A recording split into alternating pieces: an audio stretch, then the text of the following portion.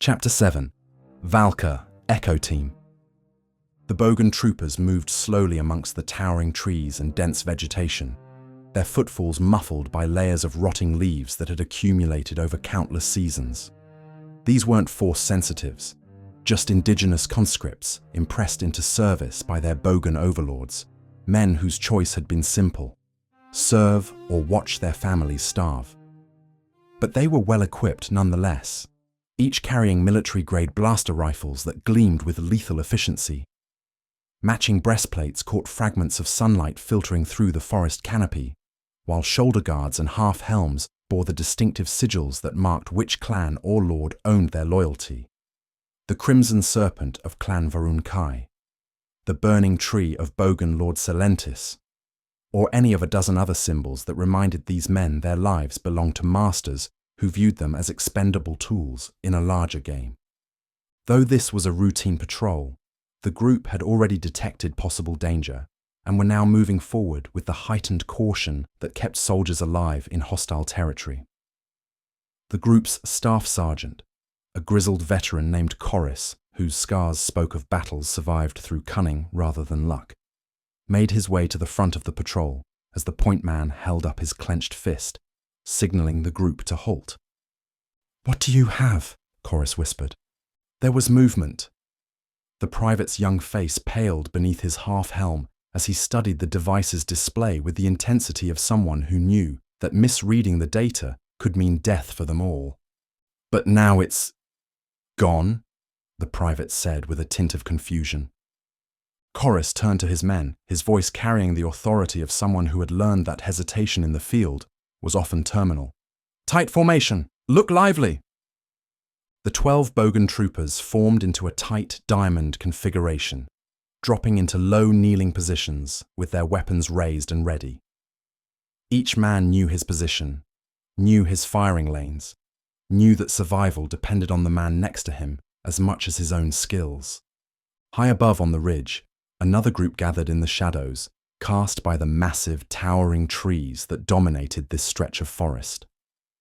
Valka and 6 special operations operators leaned against the thick trunks, making sure to stay out of sight of the troopers below. The 6 operators moved with the fluid economy of motion that marked elite soldiers. No wasted energy, no unnecessary sound, every gesture calculated for maximum efficiency.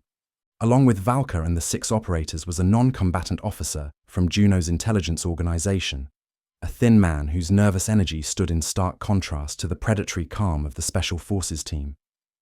It was he who spoke first, but only in a whisper that carried the unmistakable edge of bureaucratic frustration. "We can't be delayed. Our mission is time-sensitive.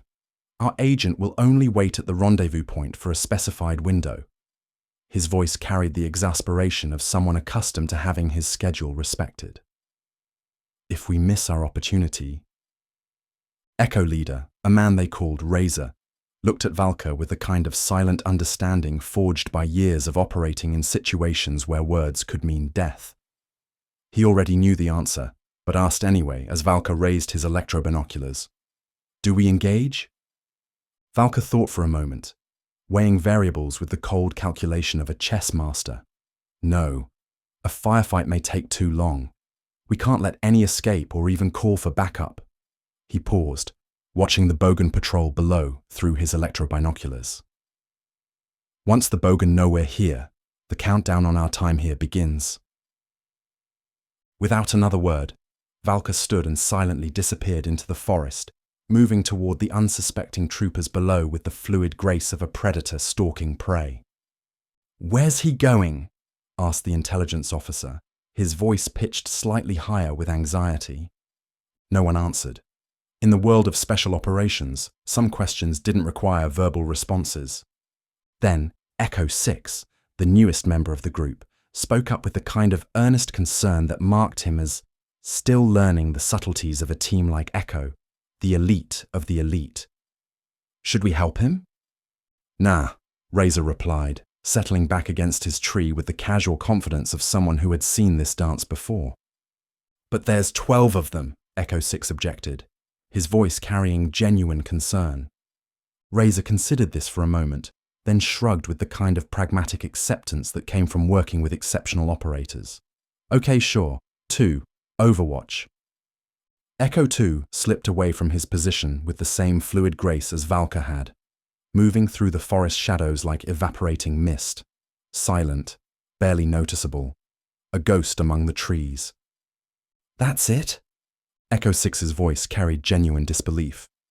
You can go too if you want to watch, Razor said, leaning his head back against the bark. May do you some good. Razor was a well-respected master sergeant whose reputation had been forged in the crucible of scores of classified operations. Experience had taught him to read men the way scholars read ancient texts. Every gesture, every expression, every hesitation told him what he needed to know about their capabilities under fire. His team was tight, bonded by the kind of shared trauma that either destroyed men or made them unbreakable. His second, Echo 2, was a tall, sharp-featured man named Zuriel, whose talents as both marksman and tactician made him nearly as valuable as Razor himself. The man could thread a blaster bolt through a credit chip at 300 meters, and his strategic mind had pulled their team out of more than one impossible situation.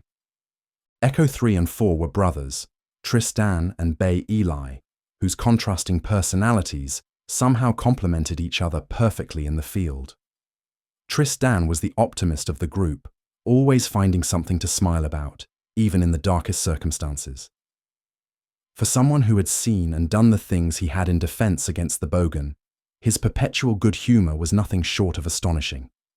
His brother was his opposite, not in outlook, but in demeanor. Stocky and thick as Durasteel, Bay Eli was quiet and reserved, a man who preferred action to words.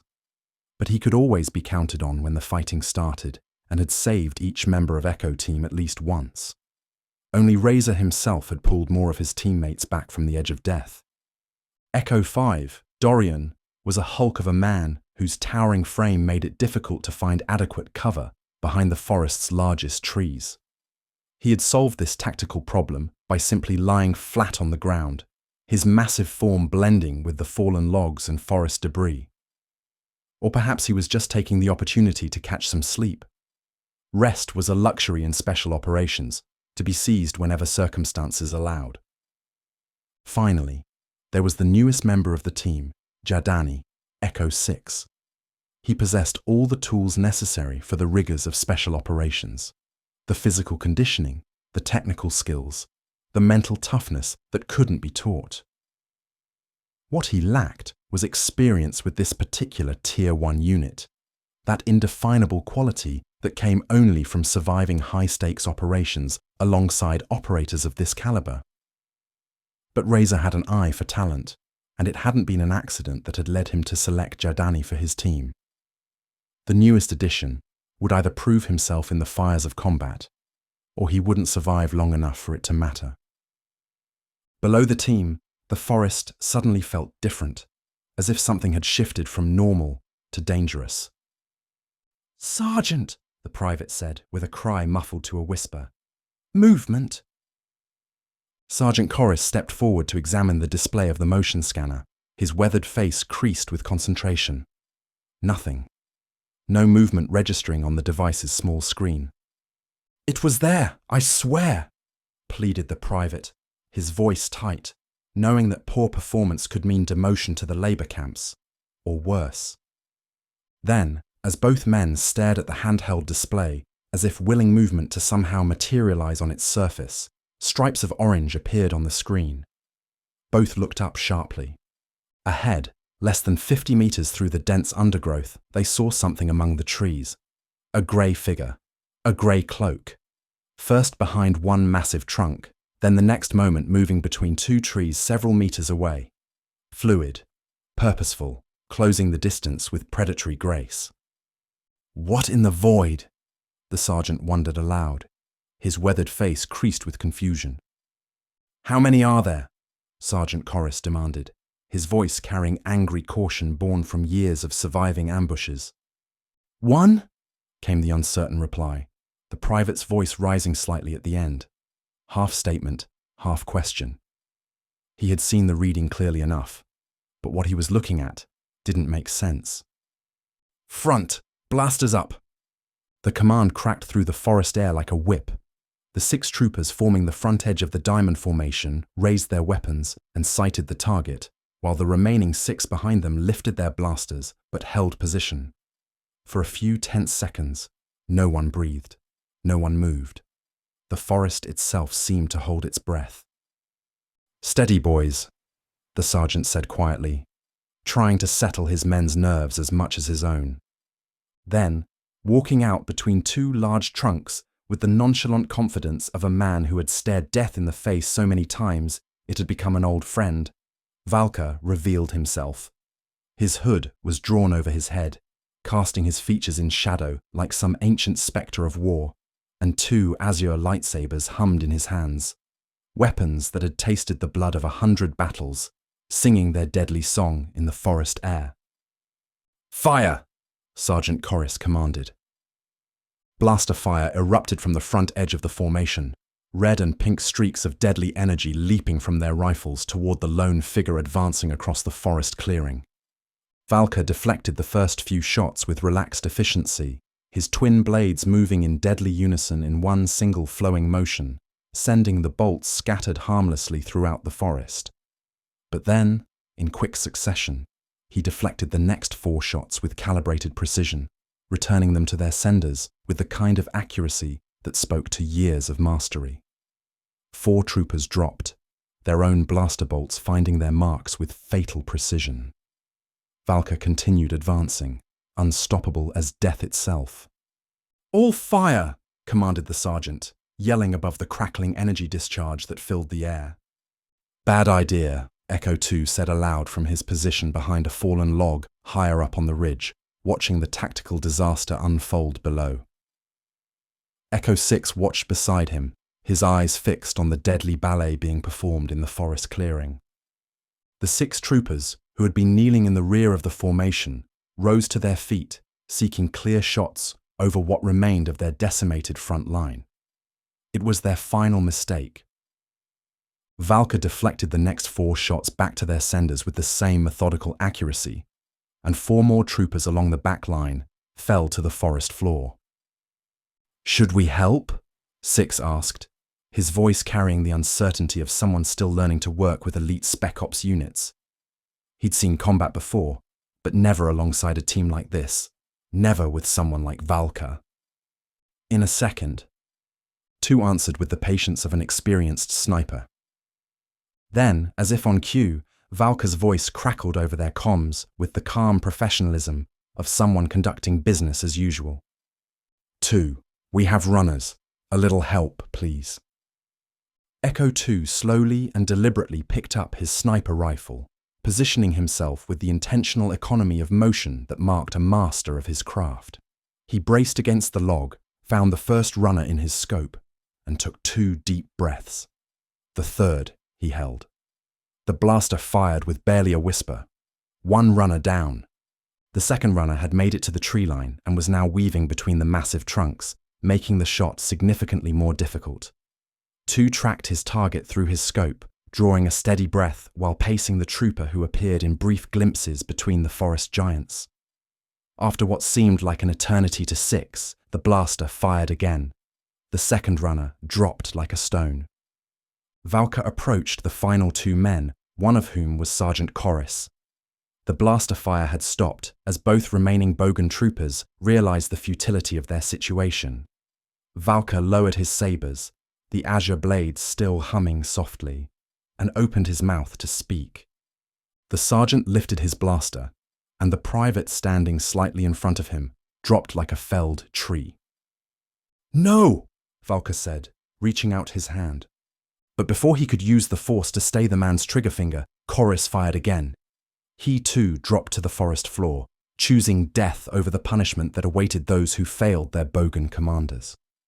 By the time the rest of Echo Team and their strap, what non-team members assigned to a mission were called in special operations parlance, reached the clearing, Valka, 2, and 6 had already begun gathering the fallen Bogan troopers.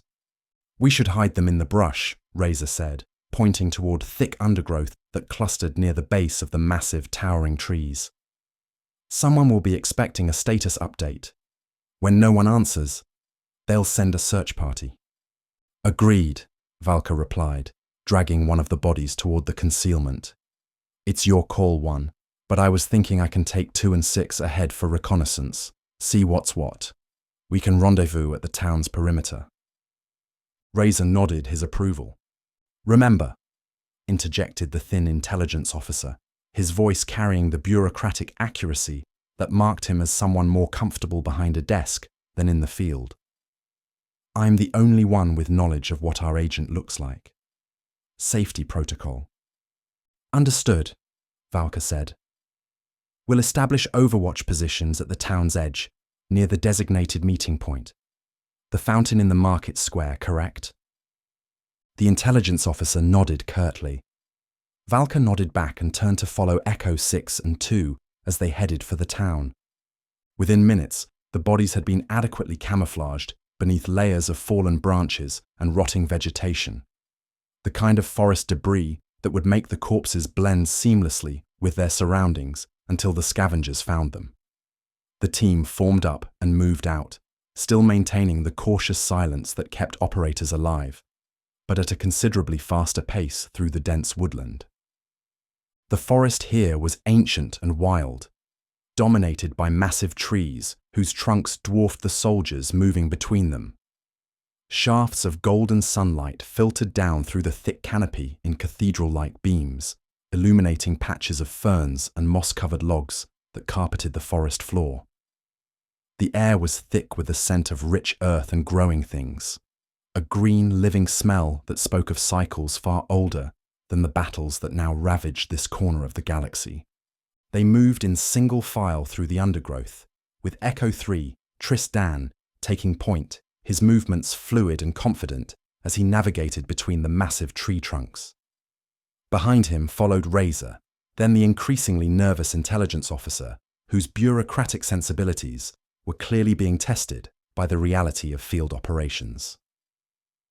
Echo 4, Bay Eli, covered the middle positions, his stocky frame moving with the kind of deliberate care that had kept his team alive through a dozen impossible missions. 5 brought up the rear, his massive bulk somehow managing to move through the forest with surprising stealth. Every few minutes, Tristan would pause at some natural landmark, a fallen log, a distinctive cluster of rocks, a tree split by ancient lightning, and offer some observation that managed to cut through the tension without compromising their operational security. Bet this place was beautiful before the Bogan moved in, he whispered during one halt, his voice barely audible above the forest sounds. I'm thinking retirement property, he added moments later, gesturing toward a particularly scenic grove where wildflowers carpeted the spaces between the trees. A few stifled chuckles rippled through the formation. Stay tight, 3. Razor's voice carried quiet authority. Save the real estate speculation for after we complete the mission. We cannot miss our window, the intelligence officer reminded them for what had to be the 10th time, his voice tight with the kind of anxiety that came from having superiors who measured success in punctuality rather than operational effectiveness. The team pressed on through the green cathedral of the ancient forest, each man focused on the deadly business that lay ahead. Meanwhile, Valka's team, moving at double pace and with several minutes' head start, reached the outskirts of Clavan Moor, a typical outer rim community that bore the weathered resignation common to worlds far, far from galactic civilization. The town sprawled across a dusty valley floor, like a collection of children's blocks scattered by careless hands. Single-story buildings lined the main thoroughfare, their sun-bleached facades displaying hand-painted signs, advertising everything from speeder repairs to fresh bantha milk. Occasional land speeders kicked up small clouds of red dust as they puttered through the streets, their repulsor lift engines humming with the tired whine of machinery that had seen better decades. The inhabitants moved with the unhurried pace of people who had learned that the galaxy's conflicts would find them whether they rushed or not. Farmers heading to market with loaded carts, children chasing each other between the buildings, Merchants standing in doorways watching the street with the calculating eyes of those who survived by reading the mood of every potential customer. Valka belly crawled to the edge of the rocky bluff that overlooked the settlement, with 2 and 6 following close behind, their movements careful to avoid silhouetting themselves against the sky. Echo 2 readied his sniper rifle, the weapon's high-powered scope glinting briefly in the afternoon sun, before he adjusted his position to eliminate the reflection. Through his electrobinoculars, Valka surveyed the town centre below. "There! You see it?" Valka asked, his voice barely above a whisper. "Copy. The fountain. Dead centre of the market square." 2 confirmed, his eye pressed to the scope, their dialogue now only in whispers. Valka studied the surrounding area with the systematic gaze of a tracker noting dangers and exits. "Anyone down there look like they might be our HVT?" 2 swept his scope across the fountain area with methodical care. 2 women sat on the fountain's edge, their conversation animated as they gestured toward one of the nearby shops. Directly across from them, 3 men shared a table outside a cantina, their relaxed postures suggesting nothing more dangerous than an afternoon spent discussing local gossip over cups of steaming Kalamasani tea. Several other townsfolk waited in front of the shops closest to the fountain, some sitting on benches, others leaning against walls with the patient air of people accustomed to waiting. "Nothing obvious," 2 said quietly after completing his careful surveillance sweep. "Could be any of them, or none of them." "Should I update Echo 1? 6 offered, reaching for his comm unit. "Affirmative," Valka grunted, his attention still focused on the scene below as he searched for anything that might indicate which of the ordinary-looking citizens was their contact. 1, 6 here. The whispered crackle came over the comms. 6 sit rep, Razor replied. "We're in position. Good vantage point of the fountain." "Sit tight. We're close. 1, out." Razor began updating his team, speaking to those in front of him first. "Valka's in place." Then he turned, continuing his brief to those behind. "We're coming up to our entry point, heads on a swivel." But then Razor's inner alarm went off. That indefinable 6th sense that had kept him alive through years of classified operations. Something wasn't right. 5 wasn't in formation. 4! Where's 5? Razor barked in a harsh whisper.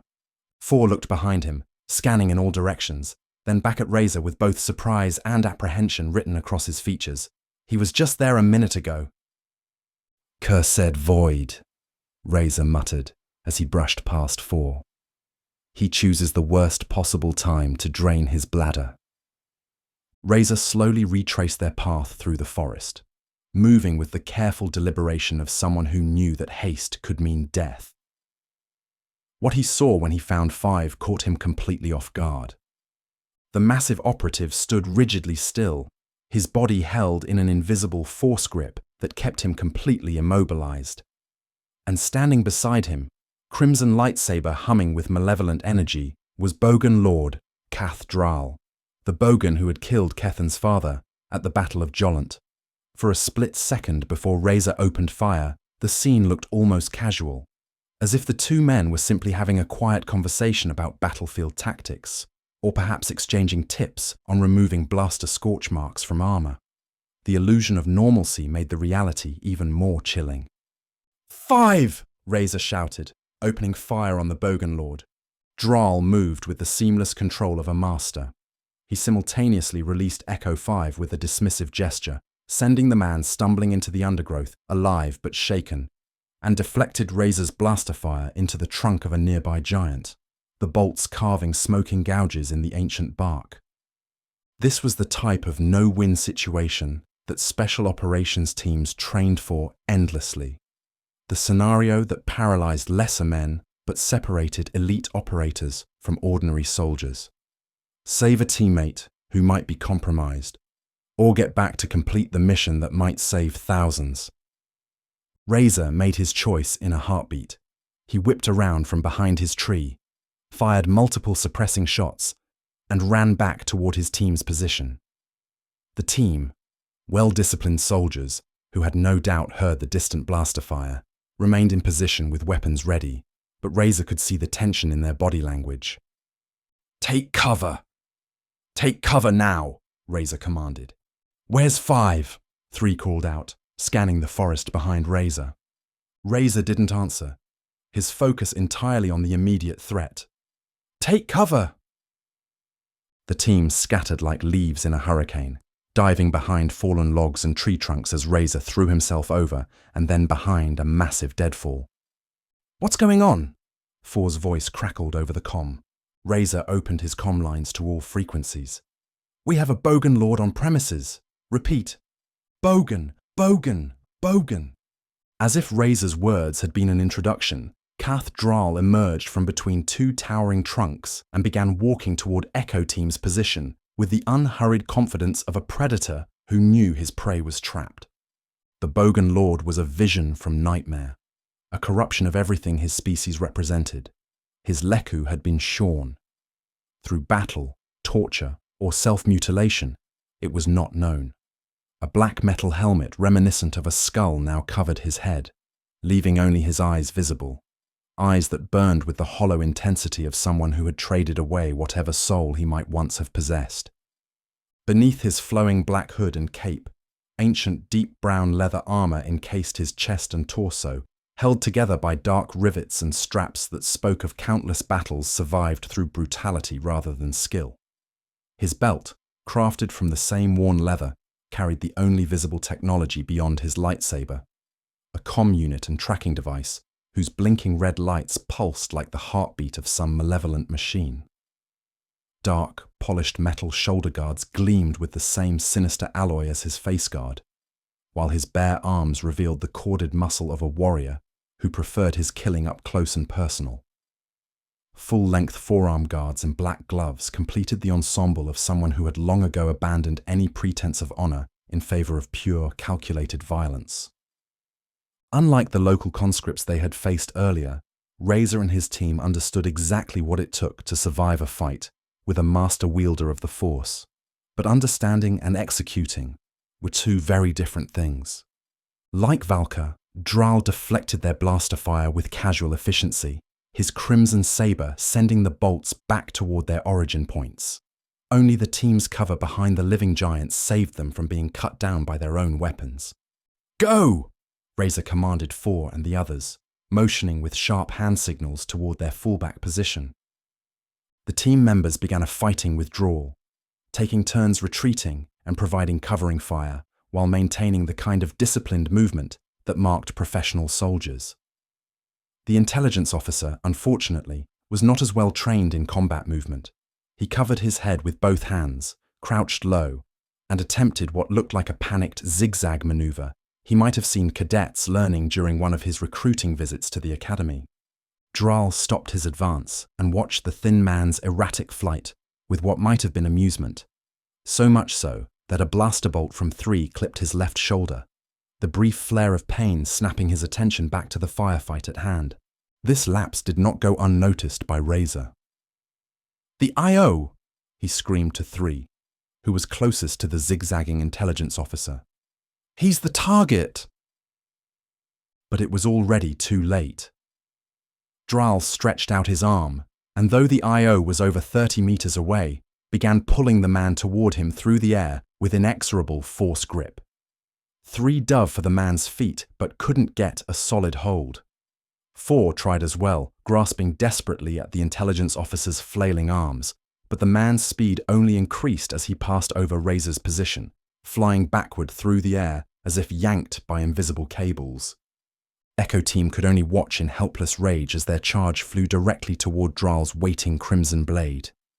The weapon pierced him through the back, its deadly energy emerging from his chest in a grotesque display. The Bogan Lord deactivated his lightsaber with casual indifference, letting the body drop to the forest floor like discarded refuse. Then he turned and melted back into the forest shadows, disappearing as suddenly as he had arrived. His mission accomplished, their operation compromised. The trio at the town's edge had listened with growing tension during the firefight, waiting for any update after Echo 1's initial warning about the Bogan Lord's appearance. The distant blaster fire that had echoed through the forest like thunder made their forced inaction feel like betrayal. 2 and 6 had instinctively started to rise, every fibre of their training screaming at them to return and help their brothers in arms. But Valka, also hardened and made wise by war, had gestured firmly for them to hold position. Razor will handle his business. We need to handle ours, Valka had told them, his voice carrying the weight of hard-earned experience. He understood their instinct to fight, but 2 more operators wouldn't have tipped the scales if Razor had chosen to engage rather than evade, and abandoning their mission would have made any sacrifice meaningless. Cover me 2. Jadani, you watch our 6, Valka had instructed, his tone shifting to operational mode. I need to complete our mission, find Juno's asset and get them out. He had slipped away while the last echoes of weapons fire still rang through the forest. Now, as Valka moved through the town centre, the aftermath of that brief but violent encounter was evident everywhere. The sudden burst of weapons fire from the forest had put the entire settlement on edge. People emerged from shops with worried expressions. Mothers called children inside, and merchants hastily secured their wares. The silence that had followed the shooting was almost worse than the gunfire itself, heavy with unspoken questions about what had happened in the woods. Valka pulled his hood closer around his face as a squad of Bogan troopers raced past him toward the forest, their boots pounding against the dusty street as they responded to the disturbance. 1, it's V, he whispered into his comm as he approached the fountain. Not sure if you can hear me, but you've got incoming from the town.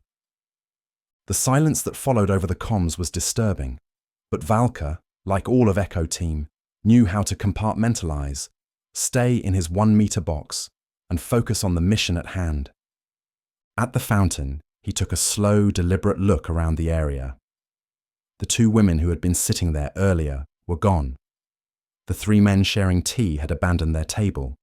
Several other townsfolk had scattered, leaving only a few nervous stragglers who seemed unsure whether to flee or investigate what had happened in the forest.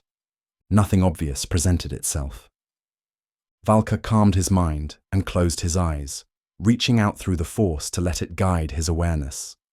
When he opened them again, he saw her, an elderly woman whose face was almost entirely concealed by a traditional headdress and flowing scarf, standing at the mouth of a narrow alley between 2 shops.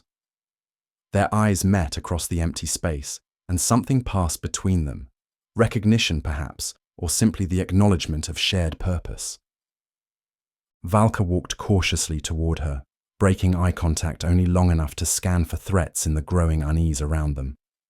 When he finally reached the woman, he could see that her weathered face bore intricate traditional markings painted in deep blue and ochre. "Are we here for you?" Valka asked quietly. "Ula, kamatna," she replied, her voice carrying the musical cadence of the local dialect.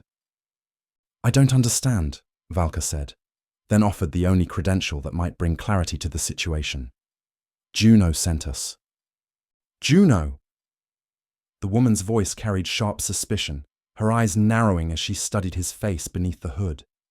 The woman lowered her head into her weathered hands, as if she were simply rubbing away fatigue. But when she raised her face again, Valka found himself looking at a completely different person. The elaborate facial paint had somehow vanished, revealing features that appeared 15 to 20 years younger. Her eyes, once dull grey beneath heavy lids, now sparkled with keen intelligence, large and brown and alert. As she straightened to her full height, Valka realized that even her posture had been part of an elaborate deception. Gone was the bent-backed shuffle of an elderly woman. In its place stood someone who moved with the controlled grace of a trained operative. "How do I know you're really allied with House Fen?" the woman asked, her voice now crisp and educated, stripped of any trace of the local dialect she had spoken moments before. Valka stared at the transformation, his mind struggling to process what he had witnessed. The complete metamorphosis was staggering, not just the professional-level tradecraft, but the stunning beauty that had been hidden beneath layers of careful deception. High cheekbones, full lips, and those mesmerizing brown eyes combined with an elegant bearing that made it impossible to look away. For a moment, the seasoned operative found himself speechless, caught between professional admiration for her skills and a more primal reaction to her striking appearance. He stammered, then forced himself to recover his composure. How do I know you're the asset we were sent to extract? The woman's lips curved into the faintest smile, the kind that suggested she was both accustomed to such mutual suspicion and well aware of the effect her true appearance had on people. I suppose we'll have to trust each other, she said simply. The woman suddenly grabbed Valka and pulled him closer, her body pressing against his as she drew his face near hers. 7 Bogan troopers marched past the mouth of the alley, their attention split between their urgent mission to the forest and scanning for anything suspicious within the town's boundaries. Valka understood her improvised cover immediately and leaned into the deception, placing his cheek against hers while she kept her eyes trained on the passing patrol. To any observer, they would appear to be lovers stealing a private moment in the shadows. Is it breaking protocol to ask your name? Valka whispered against her ear, maintaining the illusion.